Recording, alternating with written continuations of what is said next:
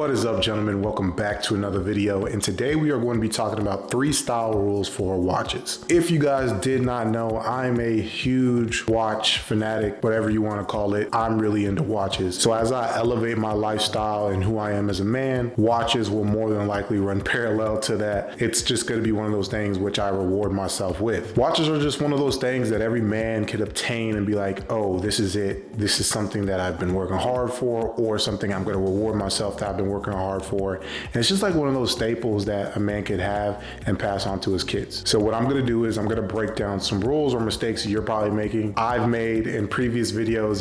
If you pay close attention, you probably seen me make some of these mistakes. I'm going to let you guys know, and then from there on out, don't make those mistakes. So the first rule or mistake: do not wear your watch on or over your wrist bone. So let me show you. You see that wrist bone right there? Don't let your watch pass that or stay on top of that. The reason why you don't want your watch to pass that or stay on top of that, you still want mobility in your wrist to do the things you want to do. Plus, you don't want to do any damage to your actual wrist. These are accessories. These aren't something that should be a crutch on your everyday function of life. Wear your watch a little behind the wrist bone, maybe a couple centimeters behind. I've made this mistake, so don't feel bad. You've probably seen it in my other videos where I'm wearing my watch quite literally on top of my wrist bone. And a lot of times, if you like to wear your watch a little looser, it could juggle around and wrap around that wrist bone. Just wear it tight enough where it sits behind that wrist bone. The next rule or the next mistake would be you get a watch that doesn't fit you. So don't get a watch that's too big in diameter or that's too long from lug to lug. Get a watch that appropriately fits your wrist. The best size that you could probably blind buy or whatever is 38 millimeter. That's probably like the best size that every man can fit, and it'll look incredible on your wrist. So if you have a really big wrist, a 38 millimeter is probably still gonna look good on your wrist. If you have a really small wrist,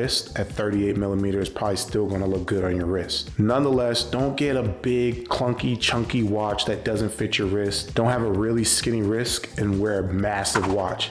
Look, if you want to do that, go ahead, but again, you're gonna look immature. So the next rule or mistake: wear the appropriate watch to the appropriate occasion. Current day, things are flexible, right? You could wear a more dressier watch to a basketball game. You're fine. But this point really aligns with more formal occasions. So if you're going to a ball, I wouldn't wear a Casio anything to a ball.